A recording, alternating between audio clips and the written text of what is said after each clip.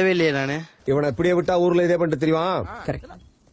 பேசாம இவனுக்கு காலை கிடைக்காம காய அடிச்சு விட்டுருங்க. மன்னர் பரம்பரை சொன்ன சொல்லு மாறப்படாது. நடுவுல நீங்க சொன்னீங்க, அதனாலதான் கேட்டேனா.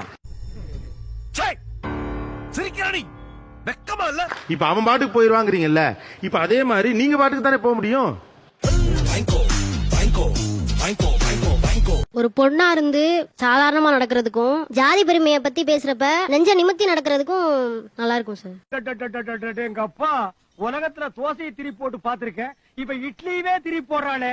வேற என்ன மாற்றங்கள் வரும்? திருவிழாவில் அப்ப மற்ற ஜாதிகளை பார்க்கும்போது கொஞ்சம் திமிரா கொஞ்சம் ஸ்டைலா நம்ம தான் பெருசுங்கிற மாதிரியே நடந்துப்போம். யாரு நீயா? ஏன் நாங்க தான் பெருசு அப்படிங்கிற ஒரு ஃபீல் வருது?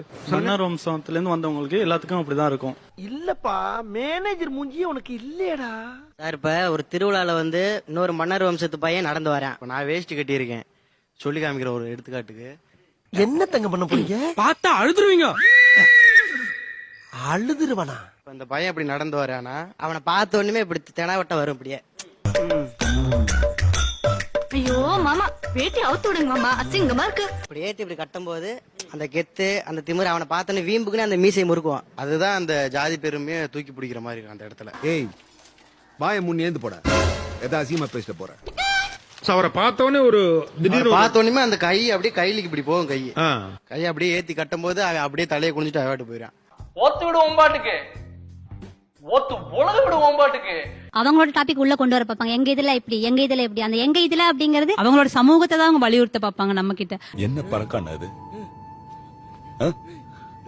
என்ன பழக்கம் இது? இங்க கீழ் ஜாதி மேல் ஜாதி எல்லாம் ஒண்ணு இல்லவே இல்ல அப்படின்னு ஒண்ணு ஆக்கி வச்சிருக்காங்க. இல்லதான் அப்படி ஒண்ணு இல்லைன்னா எதுக்கு நாங்க உயர்ந்தவர்கள்னு காட்டிக்கணும்?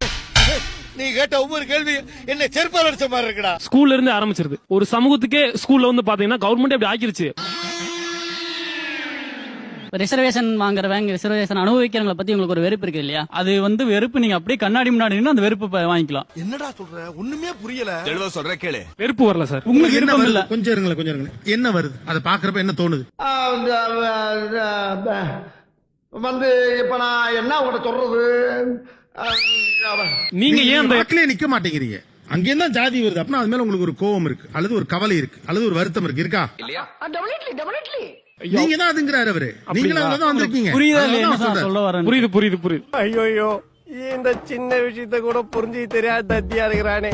ஓவரால ரிசர்வேஷன் யாருக்கு அப்படிங்கிற இடம் வெறும் SC STக்கு மட்டும்தான் ரிசர்வேஷன் இவங்க எண்ணத்துல பதிவு வைக்கப்பட்டிருக்கு. அப்படிங்களா? ரொம்ப சந்தோஷம். ரிசர்வேஷனை அதிகமா அனுபவிச்சு பலன் அடைஞ்சது BC MBC plus SC ST. அட பாவி, ஆளை பார்த்தா டம்மி பீஸா இருக்க, பயங்கரமான ஆளா இருக்கேடா. எத்தனை பர்சன்டேஜ் நீங்க MBCல இருக்கீங்களா BCல இருக்கீங்களா? எதுல வரீங்க? நாங்க MBCல வரீங்க. எவ்வளவு பர்சன்டேஜ் கோட்டா உங்களுக்கு இருக்கு? தெரியாது சார். எங்களோட பர்சன்டேஜ்ல நமக்கு அந்த SC STக்கு எவ்வளவு பர்சன்டேஜ் ஆகுது? தெரியவே தெரியாது சார். இல்ல, பதில் சொன்னா தானே தெரியும். உங்களுக்கு கல்வியில் வேலை வாய்ப்பில் உங்களுக்கு எத்தனை சதவீதம் ஒதுக்கப்பட்டிருக்கிறது? சத்தியமா தெரியாது சார். SC STக்கு எவ்வளவு ஒதுக்கப்பட்டிருக்கு? தெரியாது. இப்ப 7.5% ஒதுக்கீடு ஒண்ணு பண்ணாங்கல்ல, இப்ப அரசாங்கம் ஒதுக்கீடு ஒண்ணு பண்ணாங்கல்ல. கையில ஒரு மைக்கு சேட்டலைட் டிவி இருக்குன்னு ஒரு கோட்டை மாட்டிட்டு நீங்க என்ன வேணா கேப்பீங்க, அதுக்கெல்லாம் நான் பதில் சொல்லணுமா? 7.5% இப்ப ஒதுக்கப்பட்டதுல அது யாருக்கு ஒதுக்கப்பட்டது? அரசு பள்ளியில படிச்ச மாணவர்களுக்கு சார். அரசு பள்ளி மாணவர்களுக்கு தான், சரிதானே? இப்ப அதுல அதிகமாக பலன் அடைஞ்சது யாரு? ஐயோ, எந்த ட்ரெண்ட்ல பேசினாலும் எந்த ரூட்ல போனாலும் விடவே மாட்டேங்கிறானே, நான் என்ன பண்ணுவேன்?